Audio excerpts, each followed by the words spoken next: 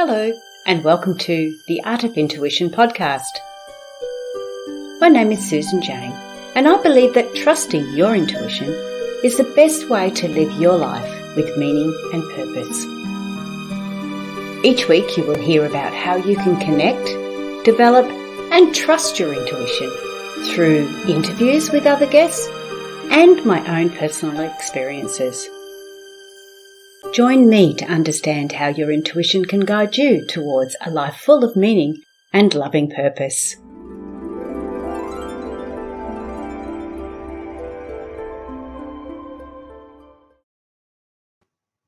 Hello and welcome to the Art of Intuition podcast. I'm Susan Jane, your host for the podcast, and today we have got a guest on, the lovely Veronica Williams.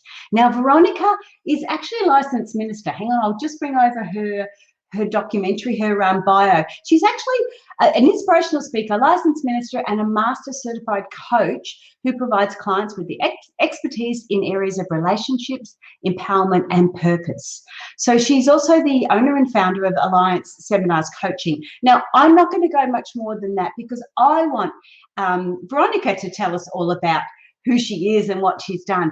But the best part about this is going to be really how she has connected, how she has dealt or got herself through those storms that we have in our lives, those times when everything becomes upheaval and we don't know where we're going.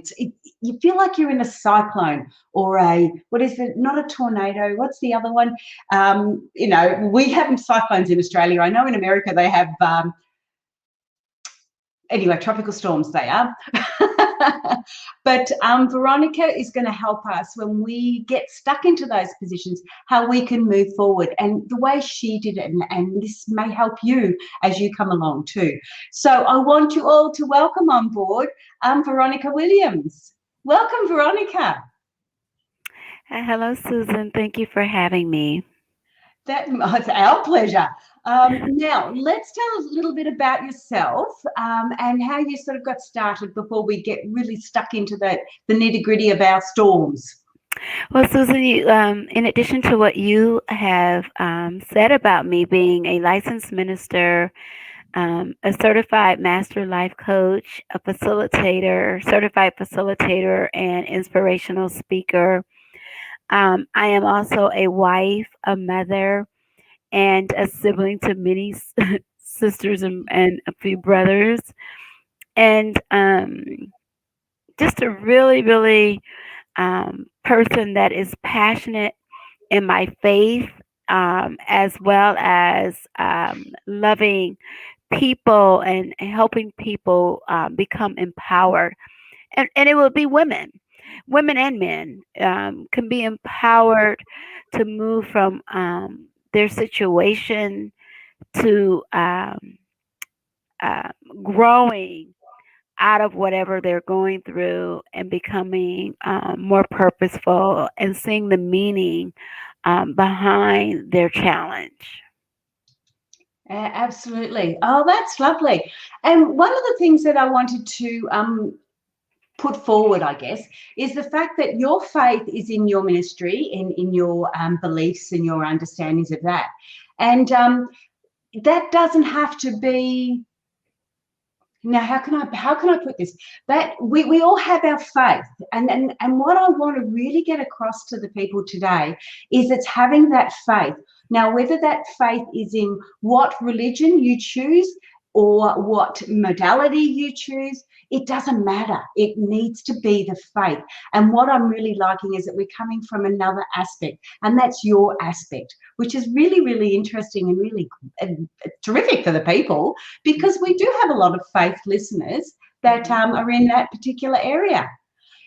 But where I want to go first is, what was your storm and how are we going to get through this? Like, okay, I want to get an understanding of your storm to see how we go with that. Okay. Well, Susan, let me preface a little bit from what you said. You're exactly right. No matter what your faith is, you stand on that. But it does start with the mindset. And one of the things that I went through in my life was going through a miscarriage. And I not only went through one, but I went through two. And in those miscarriages, when I had the first miscarriage, I believe in God, in Jesus as a Christian. And a part of that, in my prayer and in my tears and everything that I was going through, I heard God answer me to say that I am only in my storm for as long as I allow myself to be. Now, I didn't understand what that meant, but after I researched and I kept praying and I kept reading the Bible to help lead me and guide me, what that meant for me is that as soon as I turn it over to Him, and that was the guilt that I was feeling, the blame that I put on myself, and even the things that I didn't wasn't aware of that could have potentially been a cause of the miscarriage. But as soon as I turn that over to Him and I get myself out of it, I will begin to heal. And that was the start of my storm, and the healing process is that I relied on my faith, and I relied on reading, not only just in what I believed. Um, you talk about intuition. I like to also use that as discernment, what we feel in our heart, what we get a glimpse of um, a deeper perspective of thought about what could be happening. And so, with that discernment and with my faith and reading the word to guide me out of my storm, as well as family and friends and the village that of my community, that is what helped me to get through my storm. Yeah. You know what I've picked up out of that, Veronica? When you were talking about that, you were talking about your miscarriage or miscarriages, sorry, and yet you didn't refer to the miscarriages as your storm. You referred to getting through it, like your mindset, your understanding, being able to put it into your faith, being able to let it go. You class that as your storm. So you're not focusing now with what you're saying. You weren't focusing on the actual incident, the problem or the situation that happened. You actually started to refer to your storm as the way to get through it. And that's really, really interesting because you did that without even thinking. Yes, but I want to say, like with any process of grief, I went through those stages. There's like 7 stages of grief. You may not go through all 7, but I do want to say that I went through the shock that this happened to me. I went through the hurt. I went through the blame. I didn't really question God. Like when we go through things, we question, like, why did this happen to me? I had to, my mindset was that I was such a prayer warrior at the time of going through. I had to just begin to pray. And I also had to realize and recognize that I wasn't just going through this by myself. I had my husband here with me. We were both going through it. After you've gone through all those initial stages of the pain, the hurt, the blame, the shock, um, we had to discover, now how are we going to move past this? It's here. We're not avoiding that it's here, but we had to discuss what were we going to do.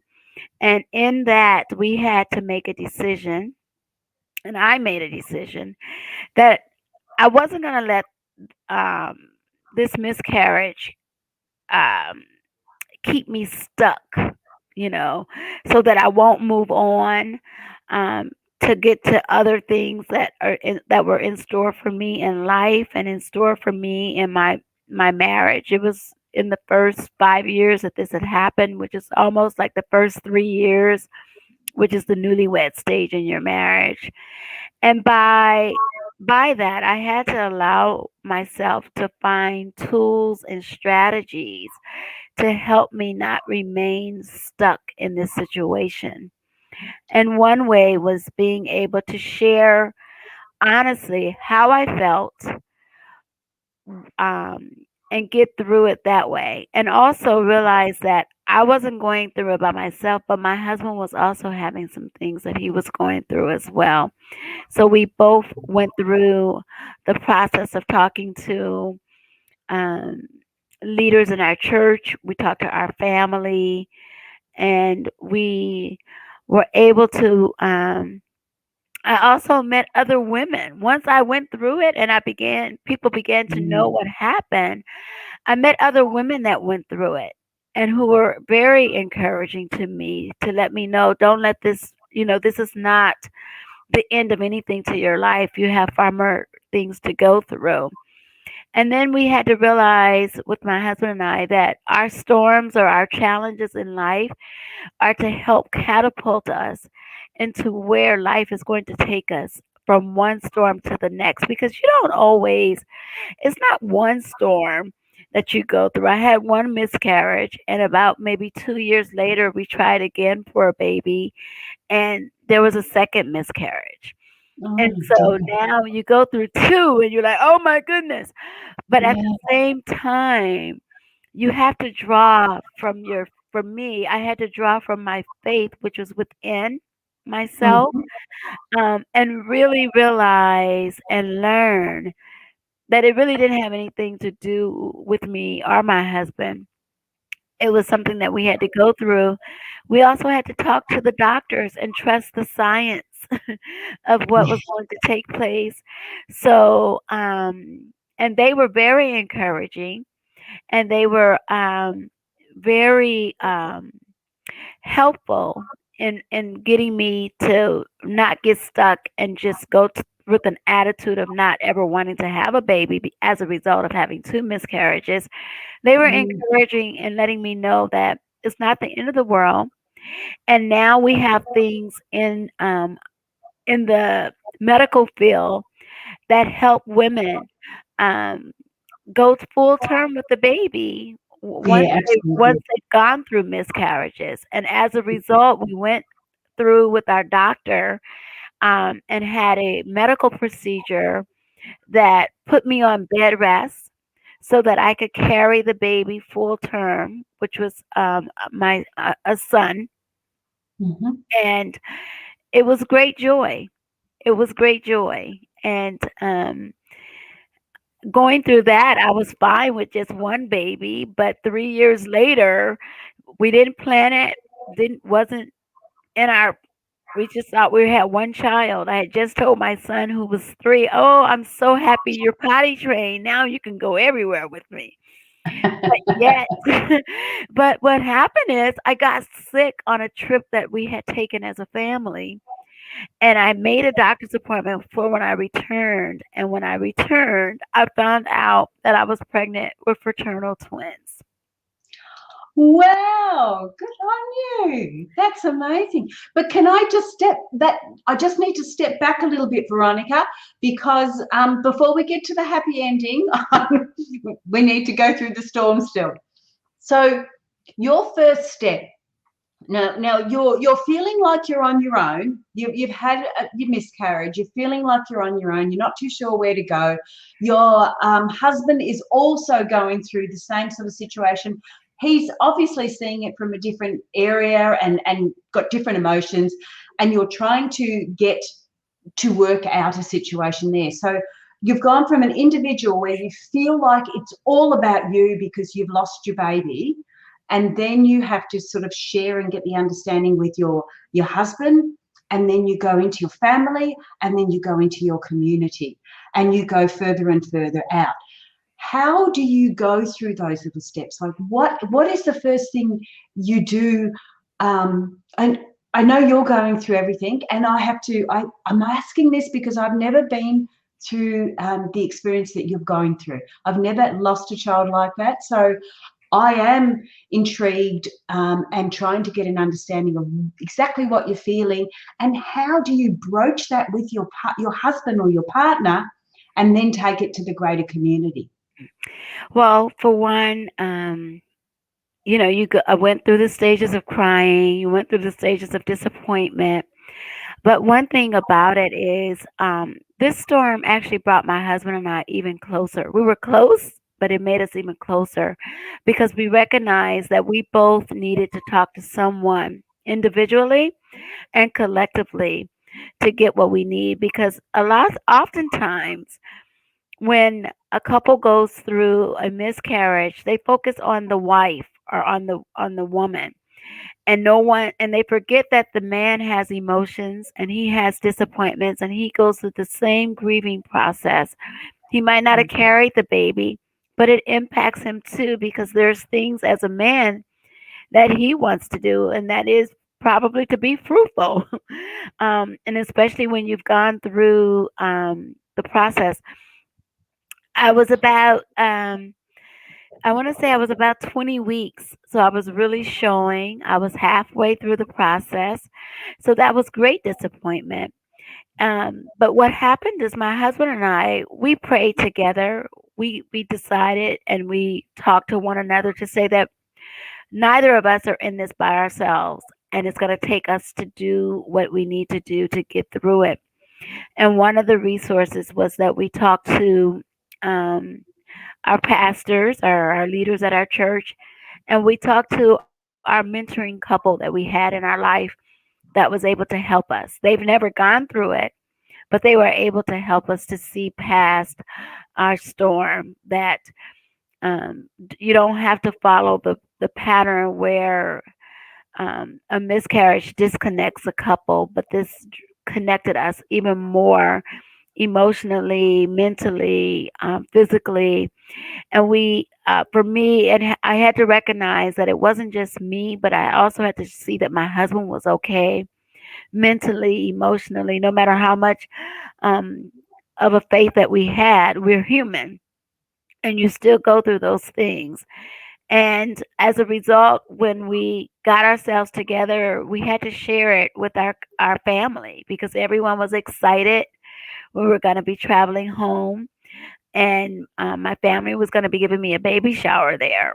And my oldest sister, she was like, "Well, I'll call everyone that I had invited to the baby shower. We were going to give you a surprise shower, but you know, everyone is, that I've talked to already. They want to see you. They want to embrace you. Would you be willing to still allow people to just come and embrace you and your husband?" Um, Even though I know you guys are going through, she said, but you know, it would be helpful to just have your loved ones around you during this time. And we're so happy that you're able to come home. And that's what we did. We didn't isolate ourselves. The worst thing you can ever do when you're going through a grief is to isolate yourself. And so And that that's was the so big easy. decision. That was the biggest decision we had to make, Yeah. is not to isolate ourselves. I'm an introvert. My husband is more of an extrovert. I love people Mm. though as an introvert. Yes, And we it's do. easy to slip in to say, "Oh, I'll just go through this by myself." But you have Yeah. to push through and do something out of your norm and out of your comfort zone, and that is isolation. And so not doing that was the best thing to help us and to help me personally to get through it. Wow. Yeah, because I'm the same, Veronica. I just tend to go into my little shell and just hide and try and deal with things myself. So that's why I put that forward, because I could, the way you were talking, you could see that you've gone from, okay, what do I need to do with me? And you connected with your faith and you got that understanding, and allowing that to then open up to your partner, and you're both connected with your faith. And even if people aren't in that sort of a faith, you still need to have faith that you're connecting with your partner on that spiritual level, and then to go further afield and seek that help from others around you too. And it's really, really important to do that, because too often, I know I do it myself. I'll just crawl into my little own hole and just deal with the storm and try and pretend that it's going to blow over, and not see the damage that it creates by allowing it to take hold of your life like that. So yeah, I really, really get that. Okay, so we've gone through what you're feeling and how that's your first step is to deal with yourself and get your understanding. The next step is to deal with your partner. Yes. And I don't mean deal with him. You know what I mean? Is to Well, and on that line, you had to communicate with your partner. You absolutely, have to be able to absolutely, be freely able to share your true feelings, your true disappointment, and yeah, because communication is very key. For my husband and I, we were best friends, and we still are to this day. And by that, we had a relationship that allowed each other to share how they feel in a free way, whether it was something very hard, very easy, or whatever. We had that type of relationship that we can share the in-depth, deep parts of our lives together because we're it. We are the family first, yeah, and yeah, then having to absolutely. make that decision there. What happens if you don't feel you have got that connection with your husband or your partner, or they're experiencing it in such a way that you're not getting through? How do you deal with that? What are those steps that you take? Yeah, sometimes it just take being able to, number one, you have to talk with each other, no matter how difficult, how hard the situation is. But I also say you have to listen to understand, and you have to listen to be empathetic, to understand and sense what the individual is feeling, to feel their pain, putting yourself in the other person's shoes, so to speak, and really understand it from that perspective. It's almost like and not a lot of people close out the other partner. You can't close your partner out when this is something that the two of you are going through. So it's very key to communicate, to listen, to understand, and to be an empathetic listener and empathetically understand one another and as to what your emotions are, as to what you're truly feeling, and to be open about it and not Mm, be closed minded. You have to be open minded to receive what the other person has to say and to hear the emotions that come out of their voice. No matter what the tone is, disregard the tone, but allow them to be open and as free in their speech as it takes, and not to wear your own feelings on your sleeve, um, to understand them and to just draw that's what builds a connection. But when we isolate and we assume that they don't understand, so I'm not going to talk to him or her about it, yeah, that's where we make the mistake. And I think for absolutely. us, I learned that, and I can share that with others that I've met along the way who have gone through what I've gone through, to share with them. You have to be open to talk about it.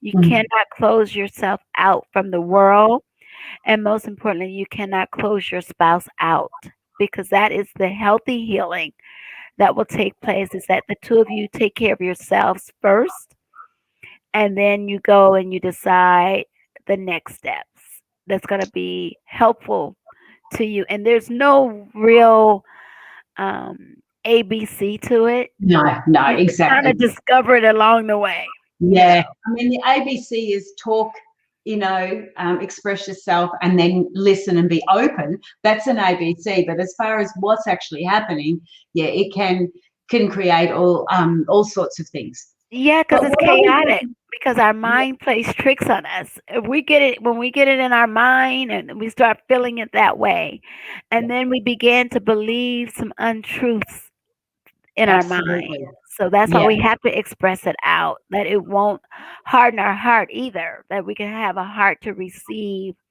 the help and the love that people want to share with you when you're going through a very difficult and tough time, and especially when you're going through grief. yeah. And a lot of times people will bypass their partner and seek advice and help from external circumstances instead of actually creating that stronger bond like you've done with yours to get through it together. But I want to take you back one more step, because the first thing we needed to do is look at yourself. We needed to understand what we were going through, the feelings we were going through. And your biggest thing is what you've said is that you relied on your faith. You, I think you said you handed it over to God. Yes. Is that what you? Okay, let's break that down, because if somebody isn't, because this is beautiful, this is perfect. It's all about faith, and again, I go to whichever faith you want to choose, but it's all the same, and yet it's all different. But the processes are still the same. When you talk about prayer, when you talk about deep, sincere prayer, is very similar to deep meditation when we're starting to go there, because you're opening up to allow those messages to come through. So I want to talk a little bit more about how you actually did it to get to that understanding, to know when you needed to hand it over and go, can't do it anymore, it's your job, that type of thing. So how did you do that, Veronica? Go right back to you. I began when it happened. I began to pray. Prayer was the key and essential first piece for me.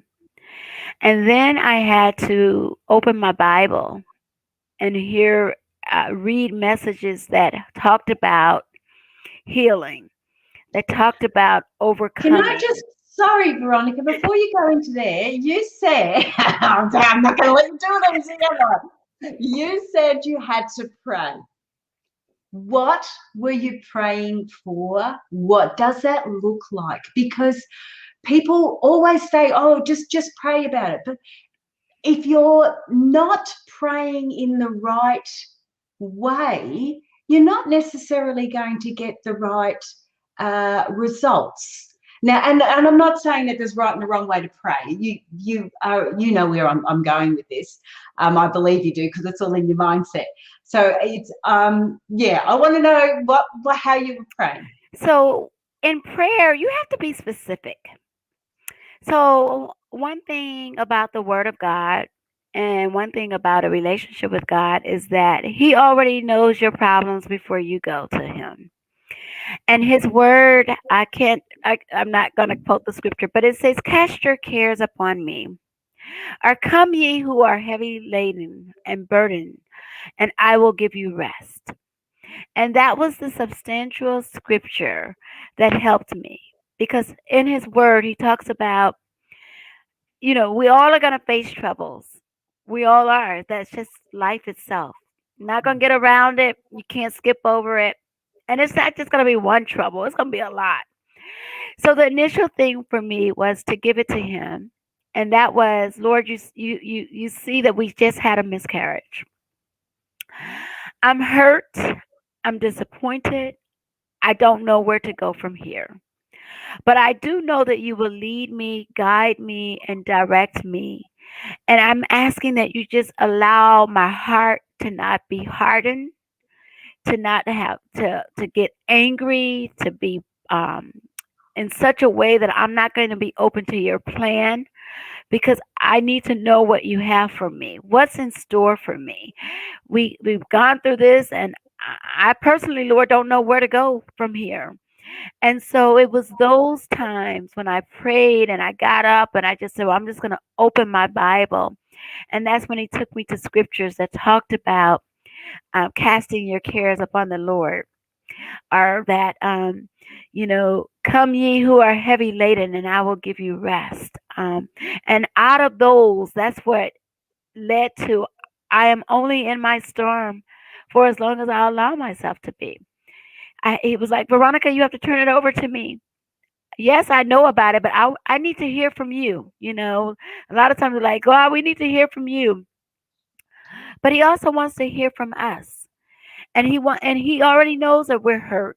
He already knows that we're in pain. But we need to just be honest with Him, as if we're having a conversation with our spouse, our sibling, our parents, or anyone else in our life that that has disappointed us.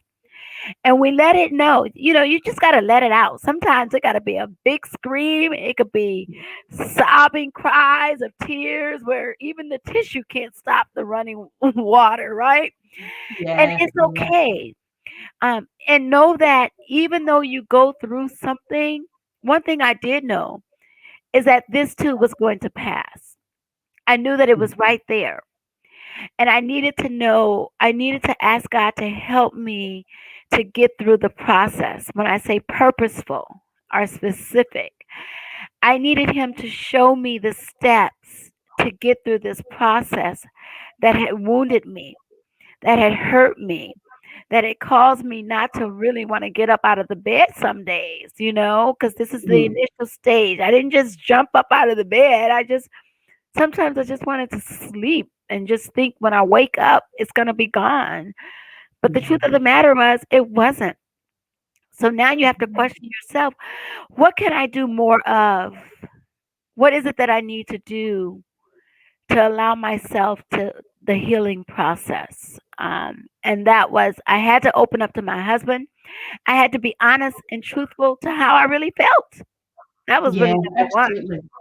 And Um, that's what you're doing in prayer, isn't it? You're acknowledging that, oh, look, this is crap. I don't want to be like this. Help me. I don't like this feeling. I can't take another hour, another second, another minute of it. Yeah, Yeah. absolutely. Yeah. And that's what you do. You're acknowledging it, and you're saying all the things that you need to say to get it out of the system. So you're not just stewing on it. You're going, okay, not happy with this. We need to do something. And then when you turn to the Bible, or you turn to a book, a self-help, you turn to something else, and you start to get those aha moments. You get Mhm. that, like you said, when you read about this too shall pass, or when you read about or got the message that it was only a storm, and you can get through the storm. When you start getting those aha moments, you know that they're from that direct source. You know that's what you need to do. And it does take a period of time. It does take an understanding of what you're going through, and then acknowledging it, for want of a better word, just acknowledging it. And it's crap. It's really crappy sometimes, isn't it? Yes. And you know what I also had to do? I had to remind myself when I had gone through past griefs, whether it was someone's death, a best friend's death, a family member's death, and how hurt and how disappointed I was that I wasn't going to talk to them anymore. They weren't going to be there for me when I needed them. And I realized I got through that. And I had to remind God that I remember that when I was hurt before, growing up as a young person in my young adult life, my adult life, um, you did it then. And I'm trusting and I'm believing that you're going to do it now.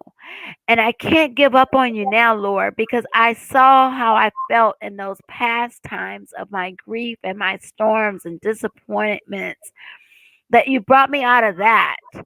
So just show me how to get out of this, because now this personally affected me in such a pivotal part and time in my life. Yeah, absolutely. And looking back and reflecting back on other times, yes, exactly. How you dealt with that, how you coped with that, and how you took that forward is perfect. Now, before I go any further, because for the people that are listening on the podcast and not seeing the video, I've just a little ticker tape going down the bottom, and it's Alliance Seminars Coaching Facebook, or find Veronica on the website, which is www.allianceseminars.org. I had to say that because, sorry, I had to interrupt. Yes. I want to make sure that they know, because you're going to have so many people resonate with you, and they need to know where they can find you. So that's definitely the Facebook Alliance Seminars Coaching. So look that up. Is that a group, or is that a web page? That's a Facebook page. It's a Facebook page. For when you type in Alliance Seminars Coaching, that is a Facebook page. You can find us on Facebook, allianceseminars.org, and that's one word, is Yeah. our website. And it has all of the services that we provide. It has our contact information as well. Yes, and they've got a little bit of a surprise here for us too, because you've got you're offering a free 30-minute introduction coaching session. If you use the email topic, once you go on the website, if you use the email topic code as intuition. So Veronica's very, very generously given you a 30-minute free coaching session, but you need to go onto the website first. So again, it's www.allianceseminars.org, and you can send your email there, put in the subject line intuition, and Veronica can help you in that aspect. But we've got a little bit more to go yet. So we've talked about how we go internally when we've got a situation, and then we open it up to make sure you're in line with your partner. And then we go further afield and we start to communicate with our community. So we move forward like that. The best part about it is that when we're on our own, we actually acknowledge that we're going through that pain. We actually acknowledge that the situation, and saying it in prayer or thinking it in prayer is a form of acknowledgement and helping us get through it. Then we can look for other areas like the Bible, like other self-help books that may resonate with you. We can go through those and we can get our aha moments in that context. And again, the Bible and the community is, similar. It's an external sources that are helping you internally. And I would also add, it's okay to get counseling. Yes. It's okay to go to those that provide counseling to help you get to the root cause, to move past it. Because fortunately, we did not have to, but there's a lot of couples that, you can't do it on your own. You can't fix it on your own. For my husband and I, because we were both strong in our faith, that was helpful to us. But perhaps an average person who does not have a faith and who does not know where to go and don't have a community through their family or our outside people that they interact with, it's okay to go through counseling to get the help that you need. Because when you realize that it's causing more and more discourse in your life and in your relationship, and you can't fix it on your own, you cannot be amicable, that's when you need to go and seek outside help and resources to assist you. Yeah, absolutely, absolutely. You need to address all the situations as much as you can before you go any further forward. So yeah, absolutely. And a lot of people have an issue with looking for help, but you can get help in so many different ways. But yeah, like you say, you can imagine if you're on your own, you've just moved to a new town or anything else, and you don't have that support network. Open yourself up to accepting help from other people, and don't be afraid to ask. It really doesn't hurt. No, it doesn't. Because what I found out when my family found out that we had gone through a miscarriage, I was so shocked that one of my aunts was able to be there and tell me that she had gone through one as well, and that she was a woman of faith as well. And she was able to encourage me and to let me know that, God has not given up on me. And this is just something that is just going to draw me closer to Him.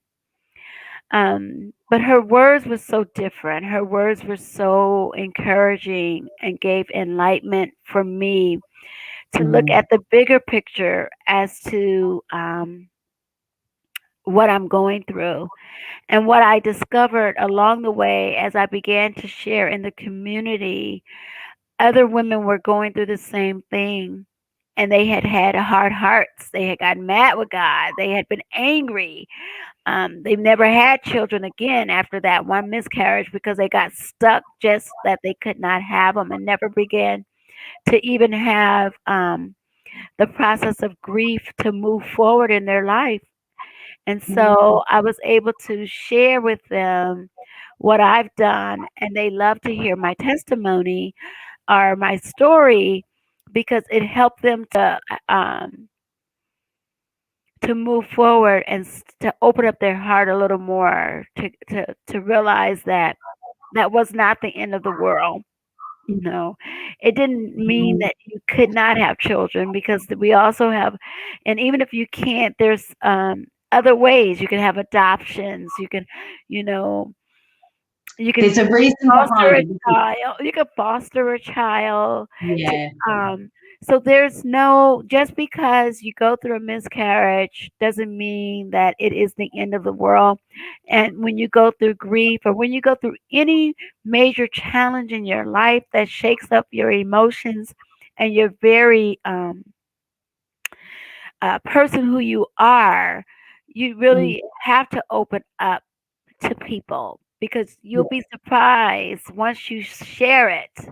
Because I'm not one that would share it, but when I did, I realized that, and it gave me more comfort that I wasn't the first one that this was happening to, and that Absolutely. it let me know where other people had gone in their life with it and how they moved forward and how they were blessed years later, Mm. and so I had to begin to realize that my miscarriage wasn't the end of the story of my life, but there was so much more to do. Now I have to, how am I? Then I had to move to the point of how am I going to let this storm define me? How am I going to allow this storm to get me to move forward? That I won't ever forget it, but how can I move past it so that I can begin to have peace of mind and peace at heart and to discover ways that will be able to help me prosper in other areas of my life and not just allow this one thing to stop my growth that was going to help me become the wife that I am today and a mother to the children that I have. Um, and not forget that, Yeah. I think my kids are now teenagers, and a few months ago, we shared the story with them, so that they can be aware as to why I am so protective, you know, Yeah, and why. But then I also had to go through a process of they're teenagers now. yeah. They need to be exposed to a lot more things that I've been trying to cover up. But it really wasn't, I was covering it up at home, but they were learning it and discovering it through friends and school and all of that. So, like, As I they better do. get real here. And so, but they never knew the real story. And so, doing that also helped my family, and it also helped my children understand my husband and I as parents, but not just parents, but as older parents. Mm. And why we're the way that we are. A lot of their parents, their friends' parents, are younger than we are. And so we have to make sure that we are in alignment with what really is going on with them emotionally, mentally, physically, and socially, and not even be disconnected from our children, but they understand the type of parents that they have. Yeah. Well, we have to wrap it up there because I'm running out of time, Veronica. Thank you so much for all your insights. That was really, really amazing. It's lovely how you can sort of step it across to help people have a look and move forward on it too. And of course, it's lovely that you've got your two boys and it's almost like a happily ever after, but you've got to go through the storm to get there, don't you? Yes, and storms are always happening. Yes, A lot absolutely. of times we're going through one storm and then a second one come in the midst and we haven't healed from that one. And so that's why you have to find the strategies and the tools that would help you move forward so that when the next storm come, at least you got half of the first one figured Yeah, out, right? absolutely. Because Absolutely. it just they don't stop as long as we No. have breath in our bodies. as long as we continue to breathe and live here on this earth, we're gonna have storms. And the first one might really, really hurt, but we got some more that's gonna come that's gonna hurt even more than that. So we gotta find the tools and strategies that are gonna help us for any storm, no matter how it looks in our life. Yeah, absolutely. Well, I've got to say thank you so much. Stay on the line. I'm going to do the little ending and I'll chat with you in a sec. Thank you, Thanks, Susan. Veronica. Thank you so much. Okay, guys, wasn't that incredible? So That was you get an understanding of that step by step and how to get through it. And the beauty of the strength that Veronica had because of her faith. It is so important to have that faith. And I think in an organized religion, when you've got both of you in that faith, it does make it easier because you're both on the same wavelength. So if you've got a different faith to your partner, you need to try a bit harder to get on that same wavelength when you're going through these storms. But that is all for now from me. I want to thank you all very much for listening. Subscribe if you want to not lose anything. And this week I will actually play the closing instead of playing the intro like I did last week. But have a great week, guys. All the best, and I will talk to you soon. Okay, stay safe. Bye.